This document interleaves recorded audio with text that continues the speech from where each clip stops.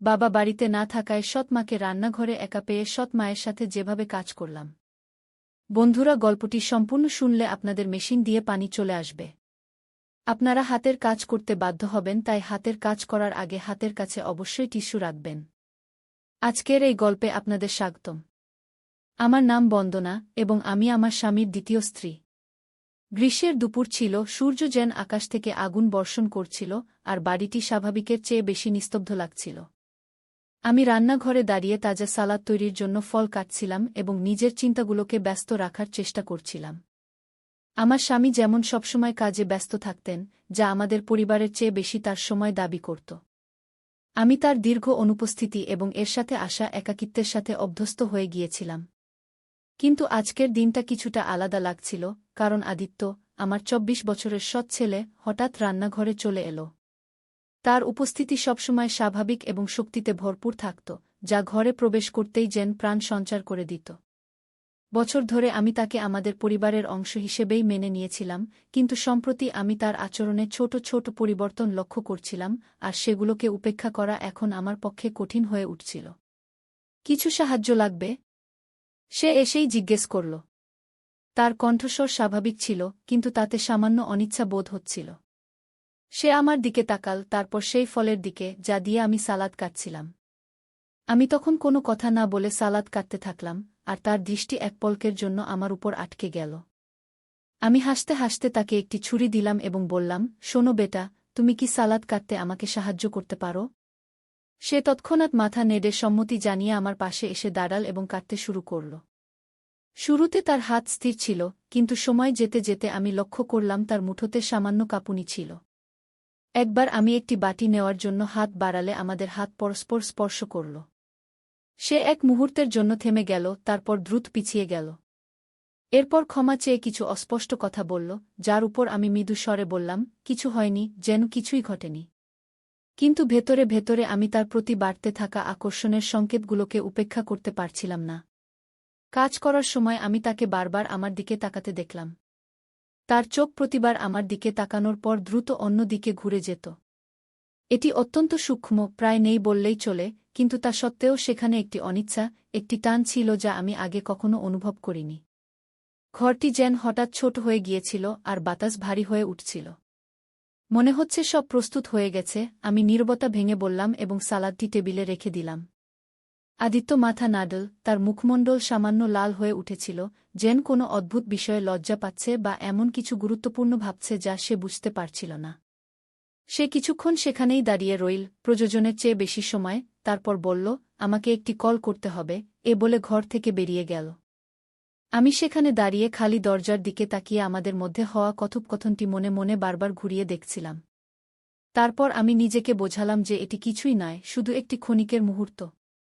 আদিত্য একটি যুবক, হয়তো অন্য কোনো কারণে ঘাবড়ে গিয়েছিল বা লজ্জা পেয়েছিল। কিন্তু ভেতরে আমি জানতাম যে ব্যাপারটি তার চেয়ে অনেক গভীর ছিল। তার দৃষ্টি, অনিচ্ছাকৃত স্পর্শ এবং তার কণ্ঠের কাঁপুনি, এগুলো সবই যেন ইচ্ছাকৃত ছিল, যদিও তার উদ্দেশ্য তা নাও হতে পারে। সেই সন্ধ্যায় যখন আমি সোফায় বসে আমার স্বামী ফিরে আসার অপেক্ষা করছিলাম, তখন আমি এই অনুভূতিকে ঝেড়ে ফেলতে পারছিলাম না যে আদিত্য আর আমার মধ্যে কিছু পরিবর্তন হয়েছে। এটি সূক্ষ্ম ছিল, যেমন একটি ছায়া যা দৃষ্টির আড়ালে চলে যাচ্ছে, কিন্তু তবুও এটি সেখানে ছিল। এবং তখন, যতই চেষ্টা করি না কেন, আমি এটি উপেক্ষা করতে পারছিলাম না। পরের দিনগুলোতে সবকিছুই আমার কাছে অদ্ভুত লাগতে শুরু করল, যেন আদিত্য আর আমার মধ্যে একটি অদৃশ্য রেখা টানা হয়েছে, যদিও আমরা দুজনেই এটি নিয়ে কোনো কথা বলিনি। এখন সে বাড়িতে বেশি সময় কাটাতে শুরু করেছিল, আমাকে কাজে সাহায্য করার প্রস্তাব দিচ্ছিল, যেগুলোতে আগে সে কখনোই সামান্যতম আগ্রহ দেখায়নি। শুরুতে আমি এটিকে গুরুত্ব দিইনি, কিন্তু শীঘ্রই এটি স্পষ্ট হয়ে গেল যে তার উপস্থিতি কেবল কাকতালীয় ছিল না। একদিন আমি লিভিং রুমে কাপড় ভাঁজ করছিলাম, যখন আদিত্য ভিতরে এলো। সে বেশি কিছু বলল না, শুধু সোফায় বসে টিভি চালু করল। আমি আমার কাজ চালিয়ে গেলাম, কিন্তু আমি তার দৃষ্টি অনুভব করতে পারছিলাম। যখনই সে মনে করত আমি তার দিকে তাকাচ্ছি না, সে আমাকে দেখতে শুরু করত।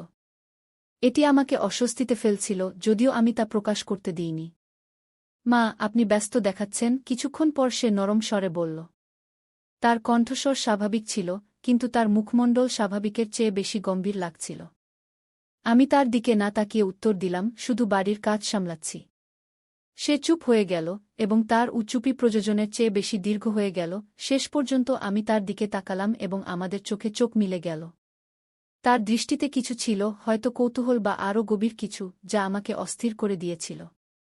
সেই সপ্তাহের শেষে আমি সুইমিং পুলের পাশে কিছু সময় কাটানোর সিদ্ধান্ত নিলাম, আশা করেছিলাম যে এতে আমার মন হালকা হবে।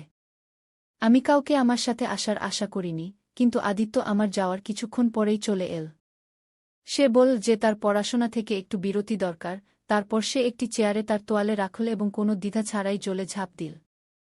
আমি আমার লাউঞ্জ চেয়ারে বসে থাকলাম, একটি বইয়ে নিজেকে ব্যস্ত রাখার ভান করছিলাম। কিন্তু যখন সে জল থেকে বেরিয়ে এল, তার চুল এবং কাঁধ থেকে জল টপকাচ্ছিল, তখন আমি অনিচ্ছাকৃতভাবে তার দিকে তাকিয়ে পড়লাম। সে আমাকে তাকিয়ে থাকতে দেখে ফেল, এবং এক মুহূর্তের জন্য আমরা উভয়েই আমাদের দৃষ্টি সরাতে পারলাম না। তারপর সে জিজ্ঞাসা করল, আপনি ভিতরে আসছেন না? তার কণ্ঠস্বর নরম ছিল, কিন্তু তার চোখ গভীর কিছুতে ভরা ছিল।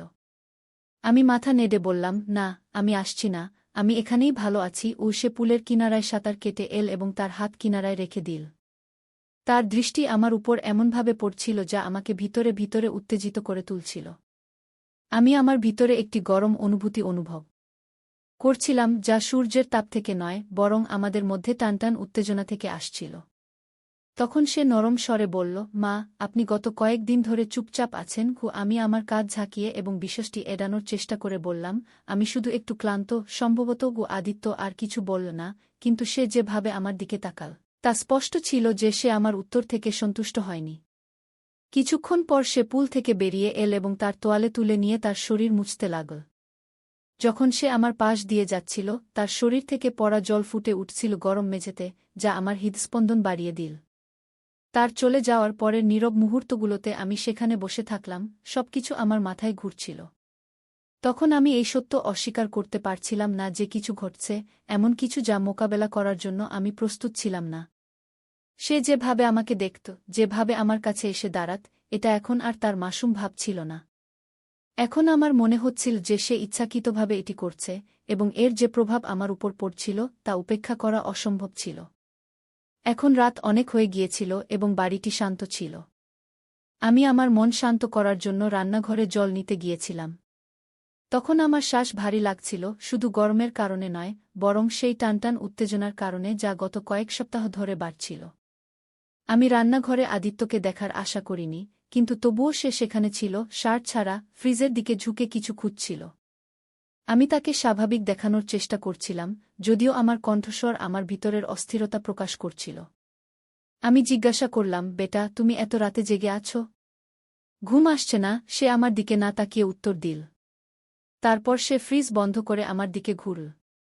তার চোখ আমার চোখের সাথে মিলে গেল, এবং তার মুখে এমন কিছু ছিল যা আমার শ্বাস রুদ্ধ করে দিল। একটি অদ্ভুত মিশ্রণ ছিল তার দৃষ্টিতে এবং তার সাহসে। কিছুক্ষণ আমরা উভয়েই কিছু বললাম না, শুধু আমাদের মধ্যে নীরবতা গুঞ্জরিত হচ্ছিল, সেই শব্দগুলোতে ভরা যা আমরা কেউ বলার সাহস পাচ্ছিলাম না। আমি তার দৃষ্টির ভার আমার অস্তিত্বে অনুভব করতে পারছিলাম। তার চোখ আমার হাতে ধরা গ্লাসে নয়, বরং আমার বুকে স্থির ছিল। তখন সে বলল, মা, আমি তোমাকে কিছু জিজ্ঞাসা করতে চাই। তার কণ্ঠের দ্বিধা ছিল। আমি মাথা নিচু করে বিষয়টিকে হালকা দেখানোর চেষ্টা করে বললাম, কি? সে একটু ইতস্তত করল, তারপর পরের মুহূর্তেই সে এক পা এগিয়ে এসে বলল, মা, তুমি এত সুন্দর কেন? তুমি কি কখনো অনুভব করেছ যে তুমি সেখানে নেই যেখানে তোমার থাকা উচিত? শুধু একটি সুযোগ দাও, আমি সব ঠিক করে দেব। কি? তার প্রশ্ন এবং উত্তর আমাকে হতবাক করে দিল। আমি তার মুখের দিকে তাকালাম, এটি বোঝার চেষ্টা করছিলাম যে সে কি বলতে চাইছে। কিছুক্ষণ পর আমি বললাম, তুমি কি বলতে চাও? সে ধীরে ধীরে বলল, আমার মানে, তুমি যেন অন্য কিছুর জন্য তৈরি, আরও বড় কিছুর জন্য, যা তোমার আত্মাকে শান্তিতে ভরিয়ে দেবে। কিন্তু দেখো না, তুমি এমন এক জীবনে আটকে আছো যা তোমার জন্য তৈরি হয়নি। কি? তখন আমি জানতাম না কিভাবে তার এই কথার উত্তর দেব, কারণ তার শব্দগুলো যেভাবে আমার ভিতরে চাপা অনুভূতিগুলোকে জাগিয়ে তুলছিল, এমন কিছু ছিল যা আমাকে ভিতর থেকে নাড়িয়ে দিয়েছিল। এর আগে যে আমি কোনো উত্তর ভাবতে পারি, সে আরও এক ধাপ কাছে চলে এলো, এত কাছে যে আমি তার উপস্থিতির উষ্ণতা অনুভব করতে শুরু করলাম। তখন আমি বলতে শুরু করলাম, আদিত্য। কিন্তু ঠিক তখনই সে আমাকে মাঝেই থামিয়ে দিল এবং বলল, মা, আমি জানি এসব ভুল। তখন তার কণ্ঠ কাঁপছিল। আমি জানি আমার এমন অনুভব করা উচিত নয়, কিন্তু আমি এটা থামাতে পারছি না। আমি অনেক চেষ্টা করেছি, কিন্তু পারছি না। আদিত্যের এই কথাগুলো শুনে আমি তার দিকে তাকালাম, তখন আমার হৃদয় এত জোরে ধড়ফড় করছিল যে মনে হচ্ছিল সেও